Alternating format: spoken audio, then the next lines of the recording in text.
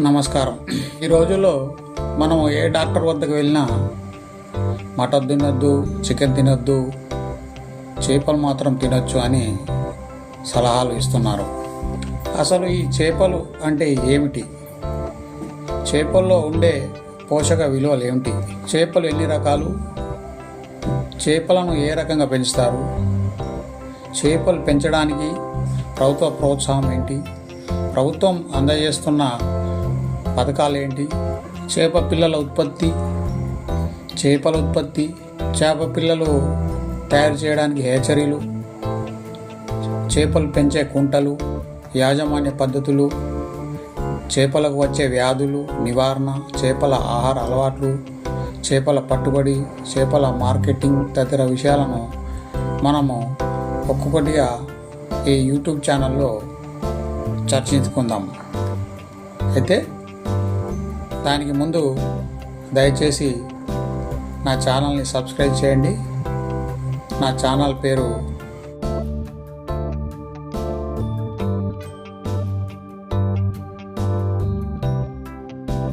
అసలు చేపలు అనడానికి నిర్వచనం ఏమిటి? నిర్వచనం ఏంటంటే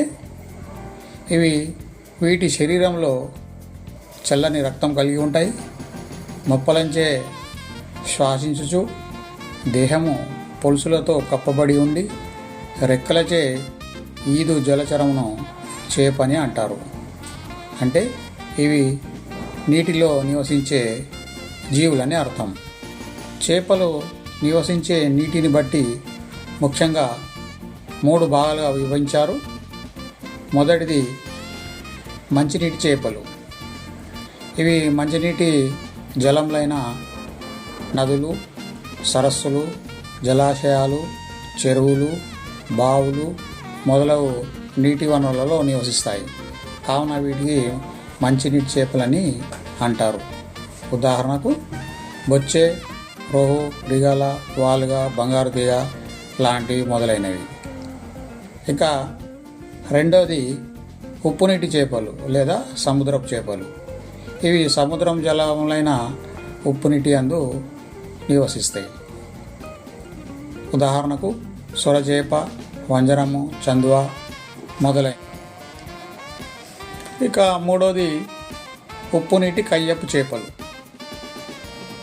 ఇవి ఉప్పునీటి చేపలు కాదు, ఉప్పునీటి కయ్యపు చేపలు. ఉప్పునీటి కయ్యపు చేపలు అంటే సముద్ర తీర ప్రాంతంలో ఉన్న లోతట్టు మంచినీటి జలంలోనికి సముద్రము ఆటుపోటుల వలన ఉప్పు నీరు వచ్చి ఆ ప్రాంతంలోని మంచినీటితో కలుస్తుంది. ఈ ప్రాంతంలో నివసించే చేపలను ఉప్పునీటి కయ్యపు చేపలని అంటారు. ఉదాహరణకు కండంగి, పండుదుప్ప, పాల బొంత మొదలగునవి.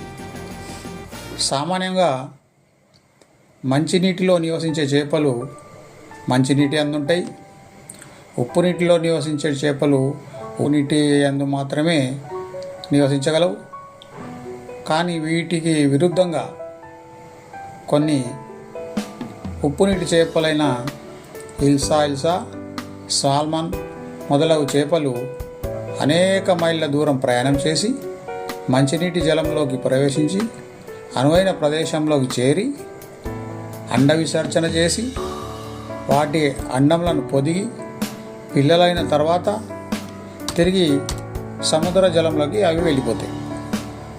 ఈ పిల్లలు కొంతకాలం తర్వాత కొంచెం పెద్దగైన తర్వాత వాటి స్వస్థలమైన సముద్ర జలంలోకి చేరుకుంటాయి.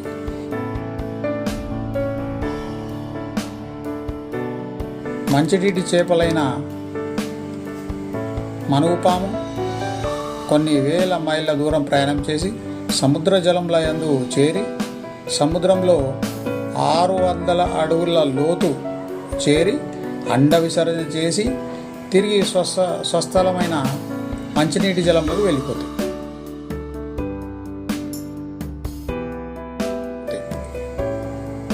ఇట్లు కొన్ని ఉప్పునీటి చేపలు మంచినీటి చేపలు ఉప్పునీటిలోకి చేరి ఆహారం కొరకు, సంతాన ఉత్పత్తి కొరకు ప్రయాణం చేస్తాయి. ఇవి అందువలన మంచినీటి చేపలు ఉప్పులోనికి చేరి ఆహారం కొరకు సంతానోత్పత్తి కొరకు ప్రయాణం చేయటం వలన వీటిని చేపల వలస అని కూడా అంటారు.